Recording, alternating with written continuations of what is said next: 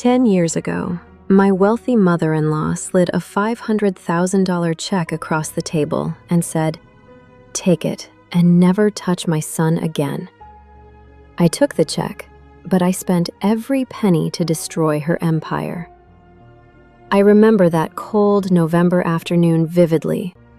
Rain streaked down the floor-to-ceiling windows of the private dining room in downtown Manhattan. The atmosphere was heavy, suffocating, and filled with a quiet contempt that I had grown far too familiar with over the previous 2 years. Sitting across from me was Eleanor Vance, a woman whose name carried weight in the upper echelons of the real estate and hedge fund world. Next to her sat her eldest son, Julian, my husband, or at least the man I thought was my husband. When Julian and I met in college, money had never been part of the equation. I was a scholarship student working 2 jobs just to cover my rent and textbooks. He was quiet, soft-spoken, and seemingly indifferent to the massive fortune his family possessed. We fell in love over late-night study sessions and cheap coffee. When we got married at a small city hall ceremony right after graduation, I genuinely believed that love was enough to bridge any gap between our 2 worlds. I was wrong. To Eleanor and the rest of the Vance family, I wasn't just a girl from a working-class background.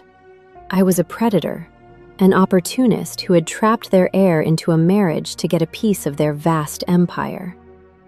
From day one, Eleanor made it her personal mission to remind me where I belonged. Family dinners were a masterclass in subtle degradation.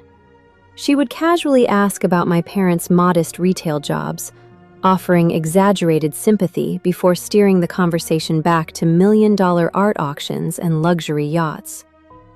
Julian promised me things would get better once he established his position in the family firm.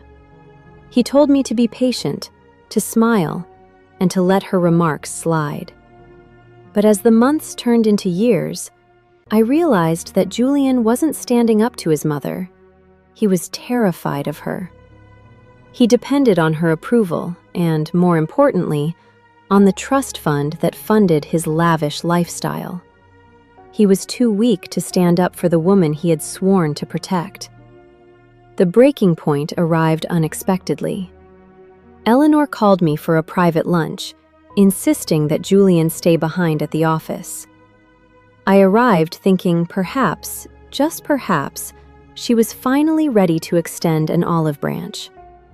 Instead, I was met with 2 legal documents and a bank check resting beside her espresso cup. The check was made out to my name for $500,000. She didn't raise her voice. She didn't throw an insult. She simply spoke with a flat, transactional precision that cut deeper than any shout could have. She told me that Julian had agreed to file for an annulment. She said he realized that a marriage to someone of my background was a strategic mistake for his career.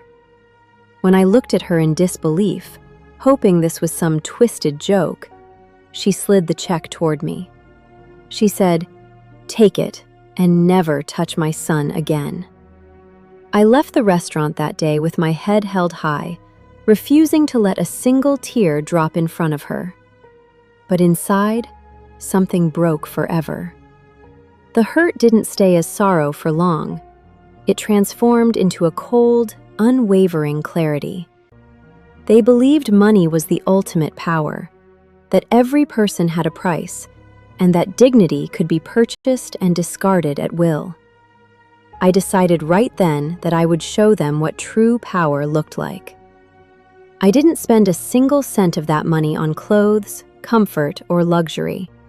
Instead, I rented a tiny basement apartment, lived on instant noodles, and worked 18 hours a day. I used that $500,000 as seed capital to launch a technology startup focused on supply chain optimization algorithms, a sector that Eleanor's commercial real estate firm heavily relied upon for their logistics operations. The early years were relentless. I faced endless rejections from traditional investors who looked at my modest background with skepticism. But every time I felt like giving up, I remembered the cold look in Eleanor's eyes and the absolute betrayal in Julian's silence. That anger became my fuel. I hired the brightest young minds, built a groundbreaking platform, and worked until my hands shook with fatigue. Within 5 years, my company had secured its first major breakthrough. Our software was reducing operational costs for commercial logistics by over 40%. Big corporations took notice, and suddenly, the small firm born out of a bitter divorce was securing multi-million-dollar enterprise contracts. We grew exponentially, moving from that cramped basement into a glass tower of our own. While my business was thriving, I kept a very close watch on the Vance family empire. Eleanor was ambitious, but her arrogance proved to be her downfall. Over the next few years, she made several aggressive, highly leveraged acquisitions in commercial real estate, just as the market began to shift.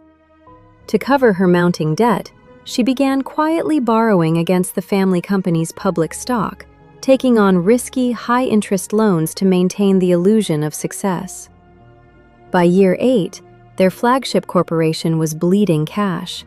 They were desperate for a bailout, searching frantically for a major institutional investor to step in and purchase a controlling stake before the market realized how close they were to insolvency.